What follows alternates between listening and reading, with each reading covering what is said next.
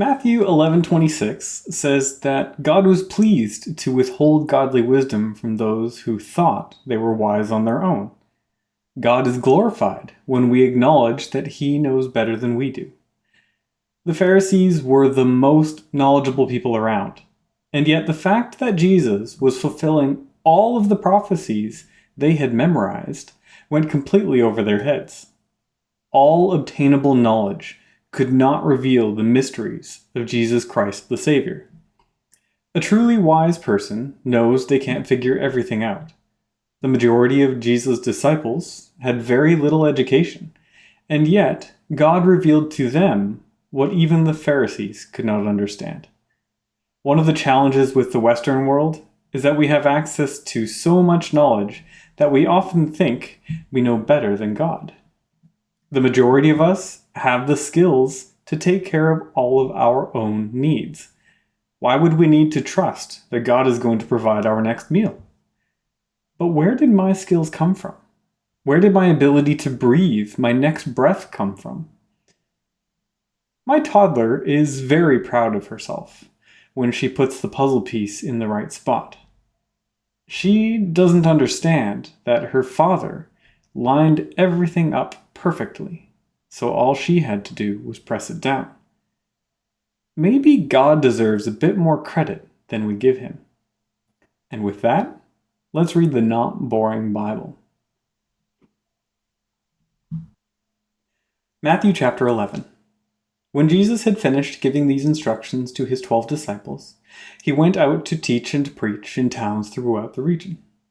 John the Baptist, who was in prison, heard about all the things the Messiah was doing, so he sent his disciples to ask Jesus, "Are you the Messiah we've been expecting, or should we keep looking for someone else?"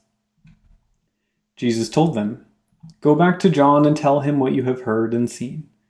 The blind see, the lame walk, those with leprosy are cured, the deaf hear, the dead are raised to life, and the good news is being preached to the poor." And he added, "God blesses those who do not fall away because of me." As John's disciples were leaving, Jesus began talking about him to the crowds. "What kind of man did you go into the wilderness to see?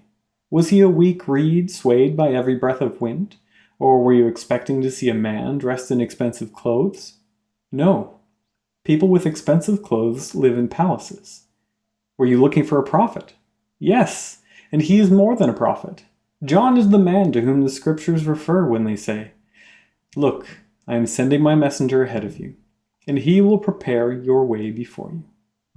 I tell you the truth, of all who have ever lived, none is greater than John the Baptist.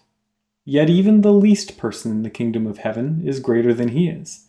And from the time John the Baptist began preaching until now, the kingdom of heaven has been forcefully advancing, and violent people are attacking it.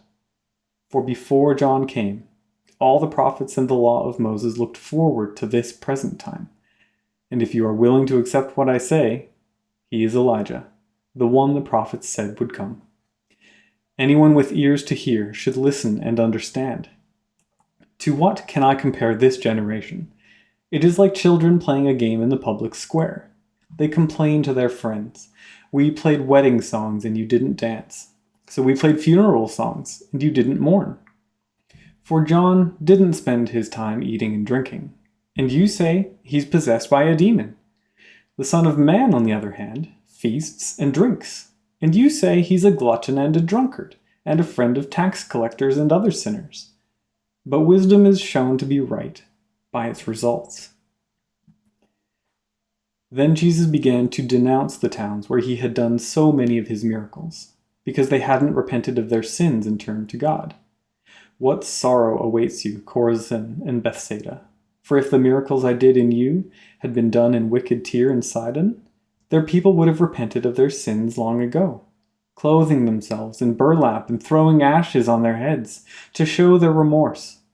I tell you, Tyre and Sidon will be better off on Judgment Day than you. And you, people of Capernaum, will you be honored in heaven? No, you will go down to the place of the dead. For if the miracles I did for you had been done in wicked Sodom, it would still be here today. I tell you, even Sodom will be better off on Judgment Day than you."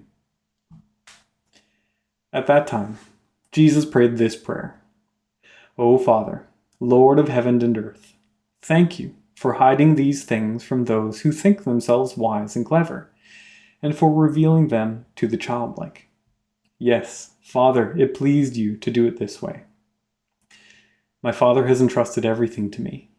No one truly knows the Son except the Father, and no one truly knows the Father except the Son, and those to whom the Son chooses to reveal him." Then Jesus said, "Come to me, all of you who are weary and carry heavy burdens, and I will give you rest. Take my yoke upon you. Let me teach you, because I am humble and gentle at heart, and you will find rest for your souls. For my yoke is easy to bear, and the burden I give you is light." I hope you enjoyed some not boring Bible reading.